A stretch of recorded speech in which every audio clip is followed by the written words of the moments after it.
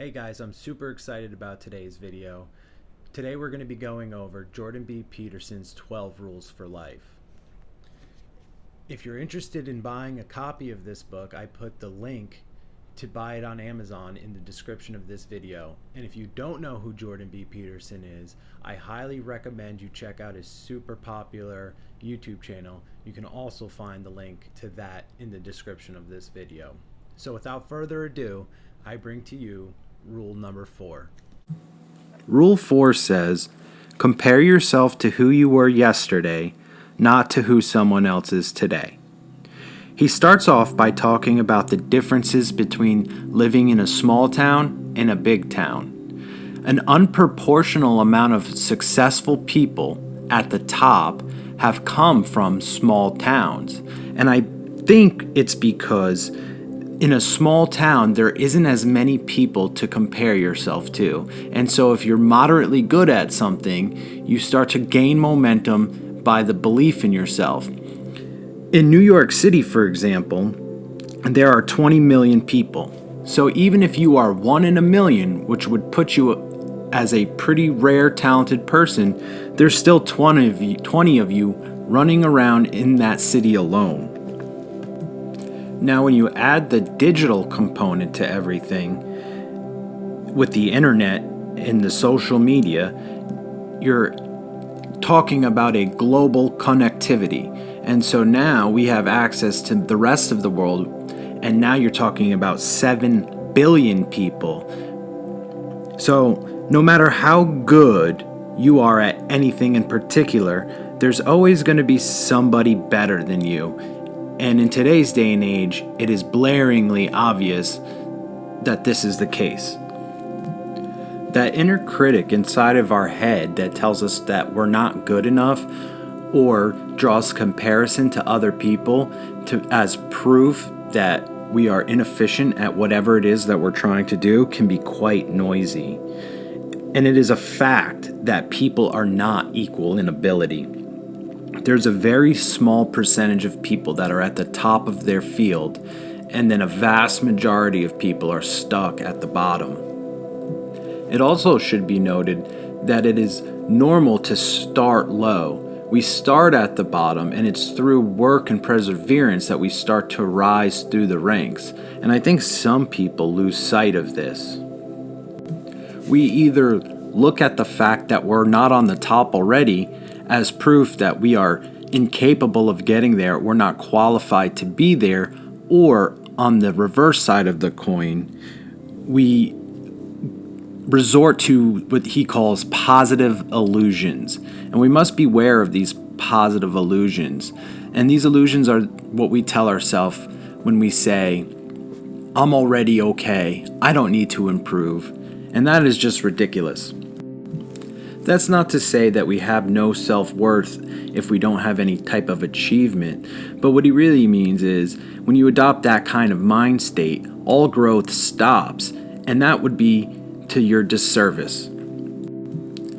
As we try to grow and try to navigate our way through life, it is very easy to slip into the mind state that life is unfair and that the cards are just rigged against you. If you feel this way, chances are the game very well may be rigged, but what he's saying here is it may be rigged by you and your own thinking in the form of all the self-doubt that you entertain in your own head. So stop listening to it. In life, things have value. Things are better or worse. This is a real thing, and although it may have a subjective element to it because what people value may differ from person to person, the seeking out of things that are better is what gives life its meaning to begin with. Our motivation lies within our values. We are motivated to seek out the things in which we deem valuable. Now, the problem with this is we try to create two categories of failure and success. Now, the problem with this is life is too complex to just say you're a failure or you're a success.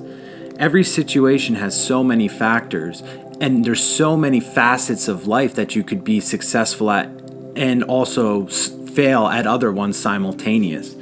So there's grades of failure and grades of success, and so it's not so black and white. You may look at your professional life and think that you are a failure, and you might look at somebody, a coworker or a friend or an acquaintance, and see that they are very successful in their professional life, and you may think to yourself that you're a failure and they're successful. However, you don't know what's going on behind closed doors. The person who's very successful in their professional life might have a terrible marriage, and so they might be failing in other areas of your life. And so when you look at your life and see that your relationships are successful, right there you see that you've been successful in one area where this other person hasn't. Now keep in mind, we're playing simultaneous games at the same time. And so if you find yourself playing this game, this seeking of success, if you will, and you find yourself failing, then maybe you're just playing the wrong game and it's time to focus on something else. And that's the beauty of life, is we get to pick our games that we're playing. We get to pick our ventures and what we are chasing in our life. And if you find that you just can't seem to find the right game to play, then maybe it's time you create your own one. You know, if you are trying to take a well-beaten path and you're not having any success, then maybe it's time that you find your own way, make your own way, and then you can be successful in that endeavor. Another delusion that we have to overcome is that failure means that we've lost completely. Sometimes when we are chasing success and we fail, a lot of growth comes out of that. And that growth is a success in itself. So if we were to succeed all the time, then we would never really be growing. And if we're not growing, that in itself is a failure. Life is so complex and unique to the individual that any individual's success does not necessarily correlate to everybody else. So if you find yourself comparing to other people and thinking that you are less than, what he proposes here is perhaps you are overvaluing what you don't have and undervaluing what you do have. So in other words, it's a lack of gratitude. If we can find this gratitude in our own life, we can use it as protection against victimhood and resentment. And like we mentioned before, you may be more successful in certain areas of life than other super successful people might be. So your comparison is most likely faulty to begin with. But he goes even further than this, and he talks about comparison in general is a faulty frame of thought. Because first off, when we compare, we're taking one arbitrary trait out of context and operating under the delusional assumption that this particularly arbitrary trait is of paramount significance. So in other words, it is the only thing that matters, which is definitely not the case. Even if somebody is super successful in one area of their life, if they're not well-rounded in general, then they may be more of a failure than a success. When we hyper-focus on a person's one area of success and discount everything else that's involved in the complexity of life, we quickly begin to operate under the delusion that we're not good enough compared to them, and thus we lose all of our motivation. Now, this is not to say that comparison doesn't have its uses. When we're young, for example, comparison is necessary because we start off as a blank slate and we must compare ourselves to other people so that we can figure out how to act within society. But as we get older, we become more individual. And as this individualization happens, we must start to learn who we are and act accordingly. One of the most important things you could learn about yourself is what interests you and in what areas do you show some talent. You cannot force yourself to grind for your whole entire life. It is not sustainable. So you need to find an area that you're passionate about, that interests you. This way, you are more motivated to seek success in that area. So how do you get to know yourself? He suggests the first step in this process is trying to forget everything you think you already know about yourself.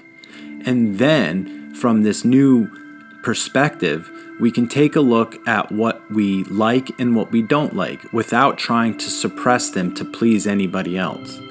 Once we have figured out what we want and what we don't want, we must learn to articulate these things and communicate them with the people in our life. When we start to do this successfully, we can drastically change our life. And the point here is to create a life that we don't need a break from. It's when we fail to articulate the things that we want out of life and fail to create a life that we don't need a break from that we start to run into some trouble. He refers to this trouble as the evil triad, which is arrogance, deceit, and resentment. If we don't do something about the things that we don't like in our life, one of two things needs to happen. We either need to take a look at it and see that we're being petty and immature and we need to grow up and change our expectations, or if we're dealing with a tyrant and there's really something that shouldn't be happening to us, we need to speak up. We have a moral obligation to do so. Nobody's a mind reader. You can't expect people to know how to treat you because your problems are so unique that they only apply to you directly. And so it's another reason why we can't compare ourselves to other people. Everybody has their own issues that they're dealing with and have to overcome. And so the starting point in which we seek success is not a fixed place. So then he goes on to talk about how we as humans view the world. And he does this not only in a metaphorical sense, but also in a physiological sense. We are goal-driven creatures. We have to have an aim. We have to have something that we are working towards. The definition of sin comes from an old word that was an archery term, which means to miss the mark. And so this is at the core of our existence. When we make a mark and we strive to hit it, sometimes we fall short. Foresight is an attribute that is unique to the human race. We have the ability to imagine a future that is different than the present that we are experiencing today. So this foresight is a good thing and a bad thing. It's good because it's good to have a vision for the future and something that you can strive towards. However, oftentimes it can turn itself on us and be bad when we fall short of the mark and thus are left with disappointment. So we can protect ourselves from this disappointment by taking stock of the way our life is and start to fix what isn't working in our lives. And you don't need to beat yourself up in order to do that. He sums this point up by saying, "Perhaps happiness is always to be found in the journey uphill, not in the fleeting sense of satisfaction awaiting at the next peak." So when you choose to fix something that isn't working in your life, you need to talk to yourself as if you are trying to convince somebody else to fix this. So you need to be gentle. You can't be a tyrant. And you must reward yourself when you behave accordingly and start to fix these issues that are cropping up in your life. Learn how to negotiate with yourself and make compromises. And you don't start too big. You can start small. You must ask yourself, what small changes can I make towards achieving my goal? And what small reward could I give myself when I achieve this small start towards my goal? And don't be discouraged if you have to start really small, because you must remember, if you continue to do this over time, the small increases add up exponentially over time. Because as you improve the state of your life, the baseline changes. So if every tomorrow is better than today, within 3 years, your life will look drastically different for the better. as you aim higher and higher, your life will start to look much different, because what we aim at determines what you see. The higher the aim, the better your life seems. Now, once again, he doesn't just mean this metaphorically, he actually means it physiologically as well, because vision is expensive. It takes the brain quite a bit of effort to process the visual stimulus within itself, and so it is very precious, and we can't afford the high resolution imagery with insignificant things. So whatever it is that's important to us, whatever it is that we're aiming at, that's what we're focused on, and everything else just fades to the background. Here he cites Dr. Daniel Simmons's experiment, where he challenges the test group to keep count of how many times two teams wearing black and white pass a ball back and forth. Count how many times the players wearing white pass the basketball.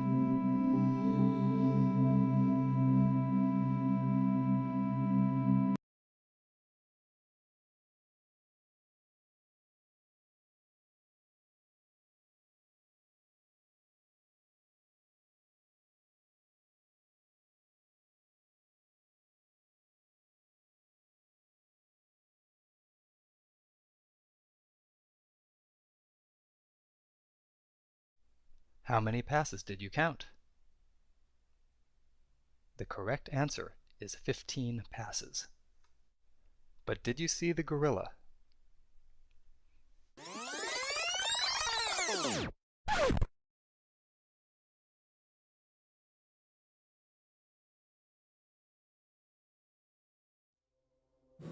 So, did you see the gorilla? Now, if you've seen this video before, you probably noticed it immediately. But believe it or not, his studies showed that only 50% of people actually see the gorilla, which just goes to show you that we can miss stuff that seems relatively obvious when we are hyper-focused on something else. He draws a parallel here between the results of this study and the ancient Vedic texts of the Hindu religion, which states that we are blinded by our desires. And so perhaps our unhappiness is rooted in the fact that our aim is wrong. We're aiming at the wrong thing, and that is the cause of why we are so unhappy, because of the way we are viewing our life in relationship to our aim. And so, having laid down a solid foundation, he proposes maybe life isn't what has the problem. Maybe you are who has the problem. But that's good news, because if we are the ones who have the problem, then there's steps that we can take to solve that problem. The first of which being is our misplaced ambition. Oftentimes, our ambitions drive us towards a very narrow goal. It's this narrowness of the goal that leads to our unhappiness, because if we can't achieve one specific outcome, then we are doomed to think that we are a failure. The example he gives here is wanting your boss's job. If you want to have the job that your boss has, and that is your primary goal in life, then you're probably doomed to be pretty unhappy unless you get that specific job. Instead, why not set the bar a little bit higher and change the goal to how can we make our life better? If we start to do that, we may end up with a job that's even better than the job that our boss has. Or perhaps our goal isn't related to our careers at all. Maybe it's just improving other areas of our life. Regardless, if we start to strive towards a more achievable goal and we start to make progress towards that goal, then suddenly we find ourselves much happier with the state of our being. Now, this sounds great in theory, but do not be mistaken here. There is a cost, a price of admission, and it's not always easy, because improving your life means taking on more responsibility, and responsibility takes effort. More effort than remaining stuck and miserable But when we do this and we take a new aim, a new view of the world comes into fruition.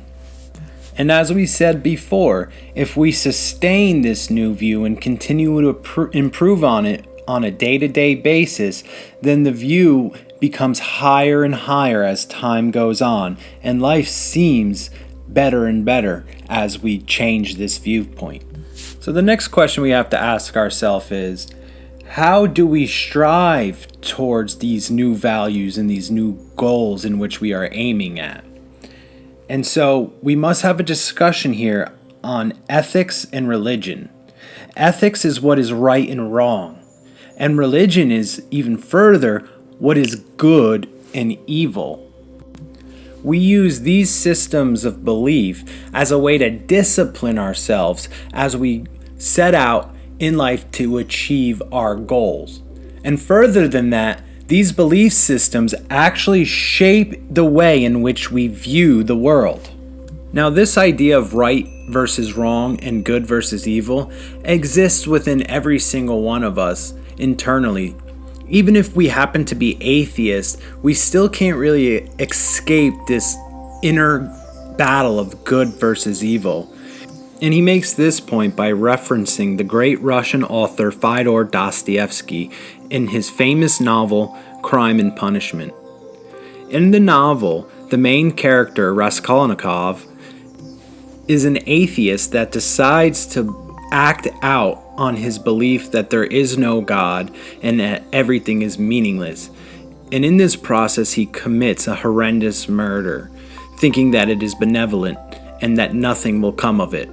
He gets away with the murder, but is slowly driven insane by his guilt that he holds from acting that way.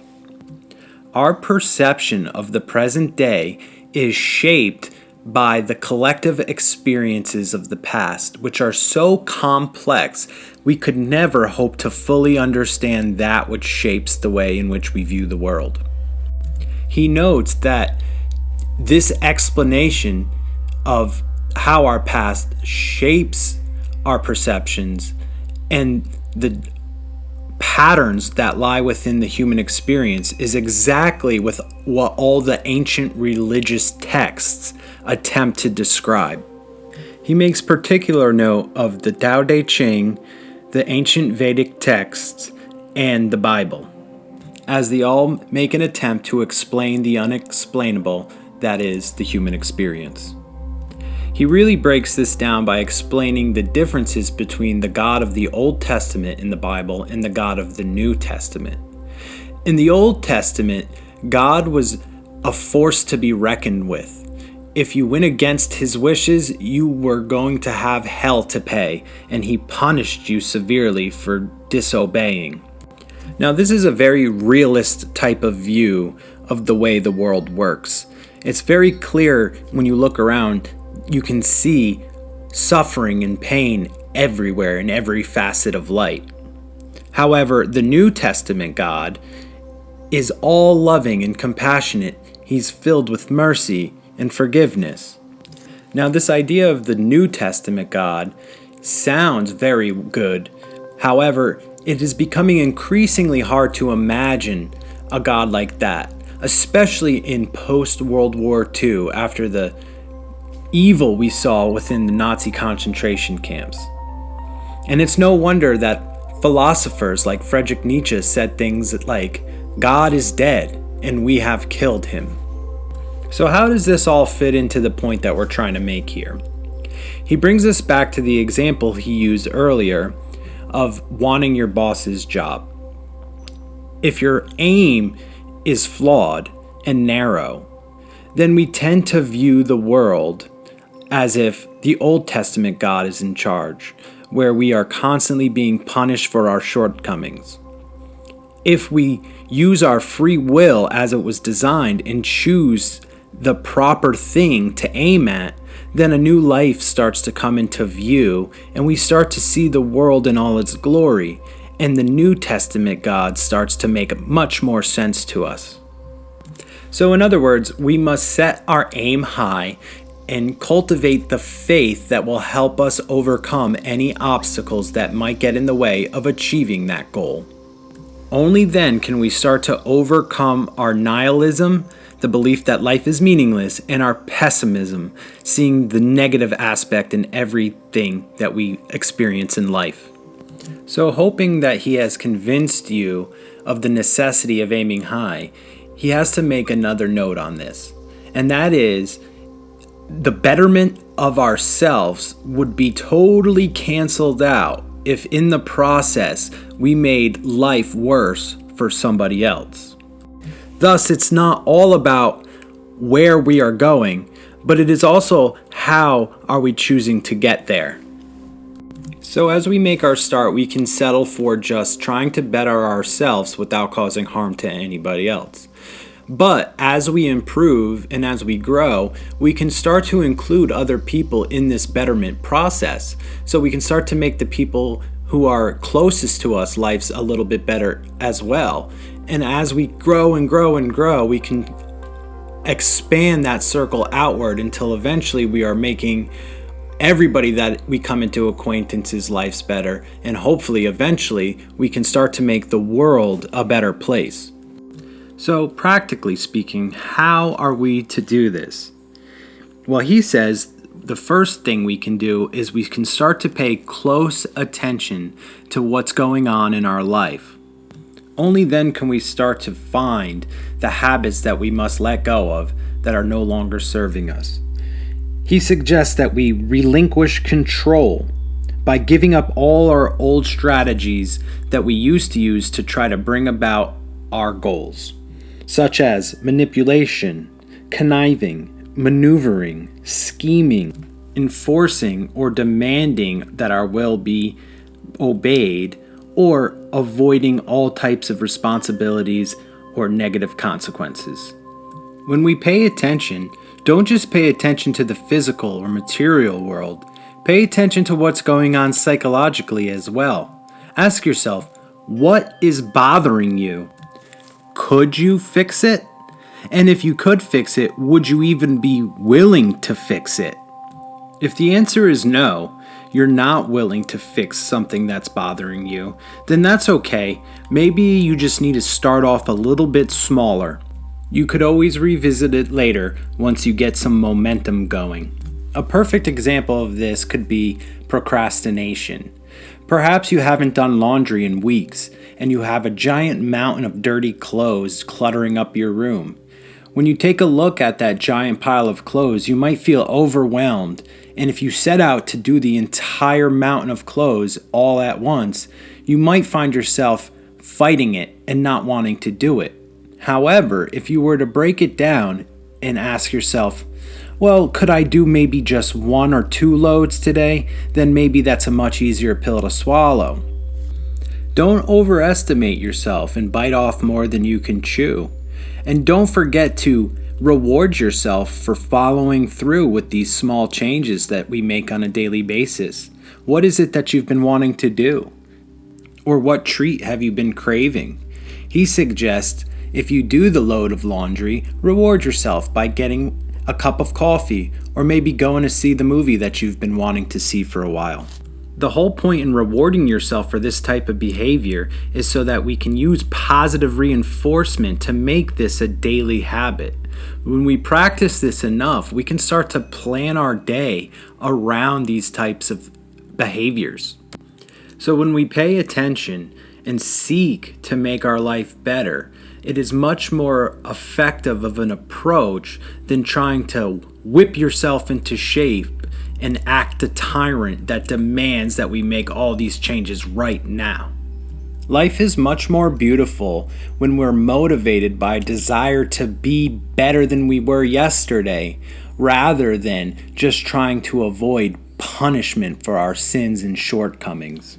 This is, he says, the true message of the Sermon on the Mount by Jesus Christ that so many organized religions get wrong today.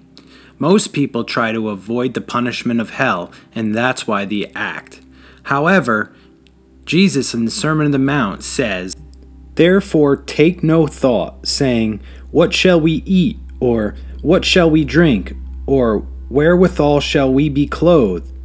For after all these things do the Gentiles seek. For your heavenly Father knoweth that ye have need of all these things.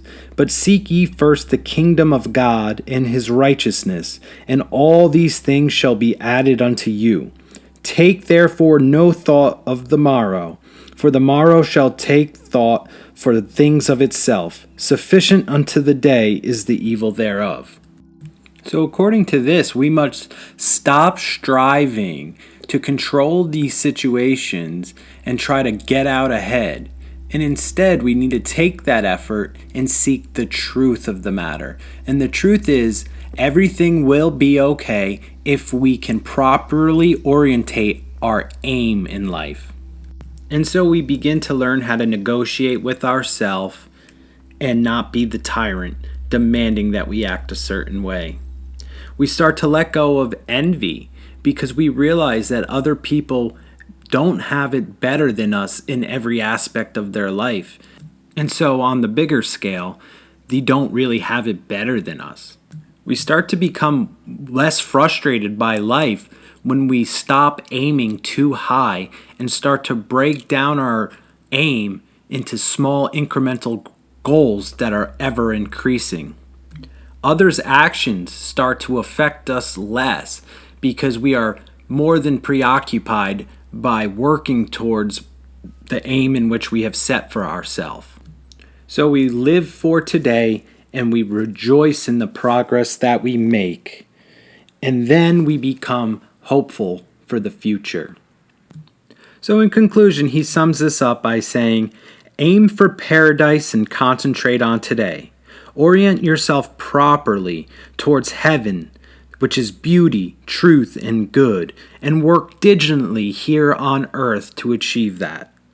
What you are becoming is much more important than what you currently are. I hope you guys enjoyed this video. If you did, make sure to subscribe to the channel so that you can catch the weekly videos that come out on Jordan Peterson's 12 Rules for Life and other books just like it. Join me next week for rule number 5. Don't let your children do anything that would make you dislike them. Until next time, I'll see you guys later. The eyebrow.